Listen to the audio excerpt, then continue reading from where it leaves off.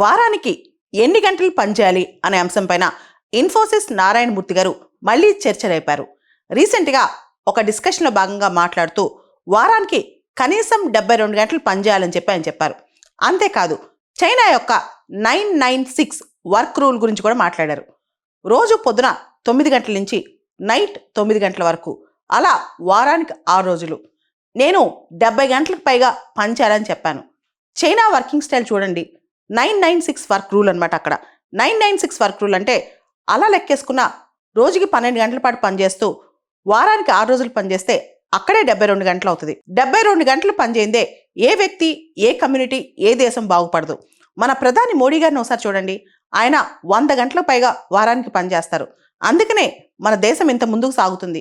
Hard work చేయందే ఎవరు ముందుకెళ్ళలేరని చెప్పి నారాయణమూర్తి గారు మళ్ళా పేర్కొన్నారు. మళ్ళా దీనిపైన పెద్ద చర్చ జరుగుతుంది.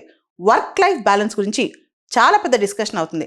అయితే ఇన్ఫోసిస్ నారాయణమూర్తి గారు చైనా ఎగ్జాంపుల్ తీసుకొచ్చారని, చైనాలో పే స్కేల్స్ చాలా ఎక్కువని, ఈ 996 జాబ్స్ ఏదైతే ఉన్నాయో వారానికి 72 గంటలు పనిచేసే జాబ్స్, దానిలో పే స్కేల్ చాలా బాగుంటుందని, ఇన్ఫోసిస్ నారాయణమూర్తి గారు అంత పే చేయట్లేదని చాలా మంది నెటిజన్స్ అన్నారనమాట.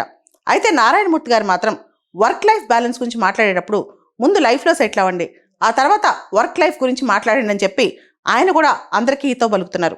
ఎల్ఎన్టీ చైర్మన్ కావచ్చు, ఇన్ఫోసిస్ నారాయణమూర్తి గారు కావచ్చు, ఇలా చాలామంది వారానికి 70 గంటలు, 80 గంటలు, 100 గంటలు దీని గురించే మాట్లాడతారు. ఎలాన్ మస్క్ అయితే ఒక మాట చెప్తారు, నేను పొద్దున్న లేస్తాను, పని చేసుకుంటాను, చేస్తూనే ఉంటాను, నిద్రపోతాను, మళ్ళీ లేచి పని చేస్తూనే ఉంటాను, పని చేస్తూనే ఉంటాను, అలా వారానికి 7 రోజులు పని చేస్తూనే ఉంటాను, ఇదే నా జీవితం అని చెప్పి ఎలాన్ మస్క్ చెప్పారు. ఎలాన్ మస్క్ కథనం ప్రకారం వారానికి దాదాపు 100 నుంచి 120 గంటలు పనిచేయాలని. అలానే చైనాలో చాలా పెద్ద ఈ కామర్స్ జెయింట్ అలీబాబా సృష్టికర్త జాక్ మా, ఆయన కూడా ఒక మాట అంటారు. ఆయన కూడా ఈ వర్క్ కల్చర్ని సపోర్ట్ చేస్తారు. దాదాపు 70 నుంచి 100 గంటల పాటు వారానికి కనీసం యువత పనిచేయాలని చెప్పి జాక్ మా చెప్తారు.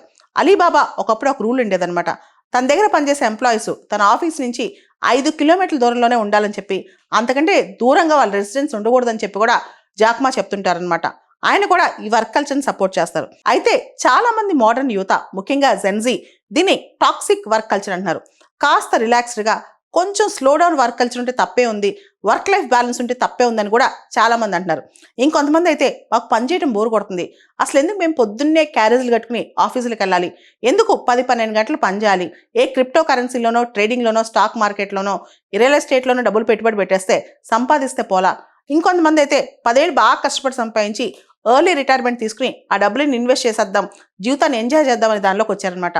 లైఫ్ అనేది ఒక్కసారి వస్తుంది, లైఫ్ని మనం పూర్తి స్థాయిలో ఎంజాయ్ చేయాలి. లైఫ్ అంటే పని చేయడానికైనా, లైఫ్ మొత్తం పని చేయాలా, లైఫ్ అంటే నిజంగా మనం జీవించేది ఎప్పుడు అని చెప్పి కూడా కొంతమంది ప్రశ్నిస్తున్నారు. అయితే మన ప్యాషనే మన లైఫ్ అయినప్పుడు, లేదా లైఫ్లో అతిపెద్ద ఛాలెంజ్ మనం ఫేస్ చేస్తున్నప్పుడు, మనల్ని మనం ప్రూవ్ చేసుకోవడానికి మన ప్యాషన్తో మనం పరిగెడుతుంటే రాత్రి పగలు తెలియవు, రోజులు ఎలా గడిచాయో తెలియవు, వారాలు సంవత్సరాలు ఎలా దొరికాయో తెలియవు. అలాంటి జీవితమే నిజంగా ప్యాషన్తో కూడిన జీవితం అనమాట. వర్క్ లైఫ్ బ్యాలెన్స్ గురించి చర్చించే ముందు అసలు లైఫ్లో మనం స్థిరపడ్డాం లేదా, లైఫ్లో మనం ఎంత దూరం ముందుకెళ్ళామని కూడా మనల్ని మనం ప్రశ్నించుకోవాలి.